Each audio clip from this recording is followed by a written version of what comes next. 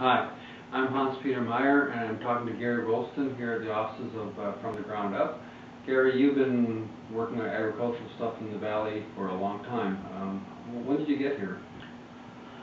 1986. So you've seen a lot of change. Absolutely, yes.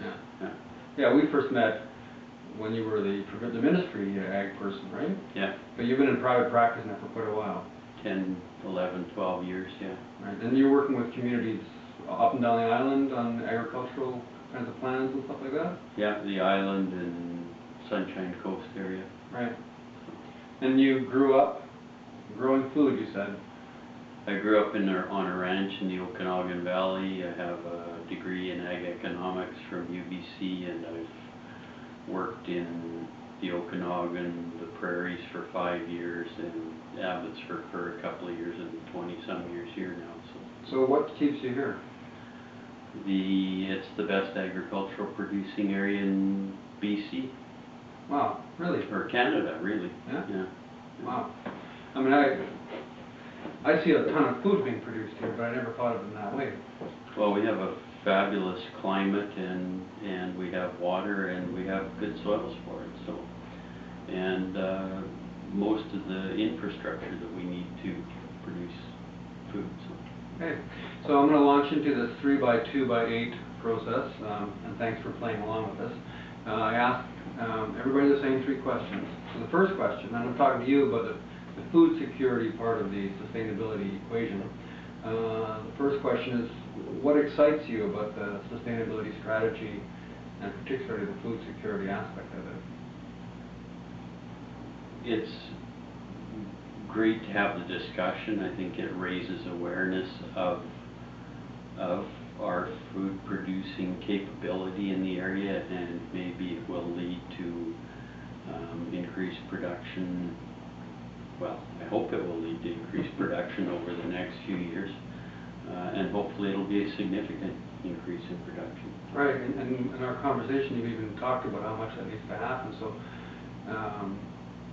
what do you see are the challenges of implementing a food security strategy? I think the main challenges are, if you're going to set targets, to make those targets scientifically and mathematically sound, and make them so that they're achievable and they're consistent, so that if you're going to set a target of reducing water use and increase food production, those 2 things don't work together. You need to have more water to increase food production. Yeah, well, you talked about in the Cowichan Valley, the work you're doing there, and you guys are suggesting like a target of what, 40 or 45% self-reliance? 45%. Yeah. Right, and you're saying that they're going to need to increase irrigated land by how much? 300%? About that, yeah, about 300% of the current level of irrigated land down there. And I think we would probably need the same here. Right, and then you're also calling for, to meet that target down there, they would have to increase food production by 300%. So you see a similar kind of scenario here? Yeah, and that's just to meet the local population. And Cowichan and Comox are the 2 bread baskets of Vancouver Island, really. So if we're going to contribute to food self-sufficiency on Vancouver Island, which makes sense, then we would need to increase it by 500% probably. Wow. So, wow. It's good news for farmers. It is, yeah. But big challenges in terms of balancing our other needs for water, and I mean, the growing competition for water, right? Yeah. So that's a huge challenge. Any other challenges? Making it happen, developing the capacity in the community, I guess, to make it happen. Mm-hmm. We would need to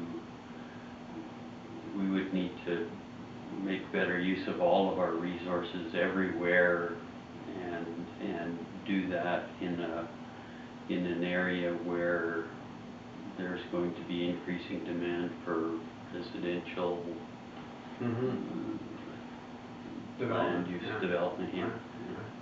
So that brings us to the third question, which is how do you see your business and your own activity in the community working with other organizations or other businesses or local government to achieve higher levels of food self-reliance?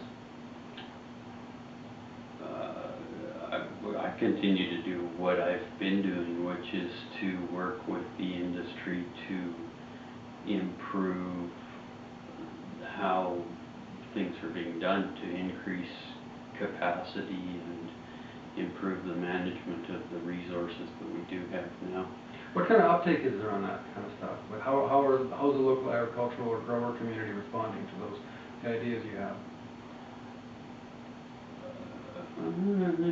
Generally pretty good, I think. The work that economic development's been doing has been very well received, and there has been, I think, pretty positive uptake of all of that work, and there are some new farms and new farm ideas and new sectors developing that are helping to just gain momentum in terms of increased production around here. So. Okay, thanks. Thank you for asking my 3 questions. Now we've got, let's say 3 minutes. What kind of a challenge would you put to us as residents and elected people in the Comox Valley to help to get to those food self-reliance targets? For consumers, buy local food. I don't think there's really another answer to that. And if people say it's expensive, though. People say it's expensive, but it might not always. The alternatives may not always be there. I mean, you look at areas like California, and they're running out of water. The fuel prices are going up, so the cost of transporting food to this area are going to increase, and food prices are going to be more expensive for imported foods anyway. And those other areas don't always have the same standards that we do either, especially for sustainability, food safety, chemical use, fertilizer use, all of that stuff. In those other areas, if you think it's cheaper, it's because you're buying a product that isn't produced the same way it is here. So, for local government, for local decision makers, I think you need to create policy and create a framework that allows that increased production to happen, encourages agriculture, encourages local production. And that means, for sure, access to irrigation water, amongst other things. So, those are my 2 bits worth. Okay. Well, thanks a lot, Gary. It's always, for me, it's always refreshing to learn more about what happens around our food production here. It's why some of my grandparents moved here a long, long time ago. So, thank you very much for the work you're doing, and thanks for answering my questions. Thanks, Hans.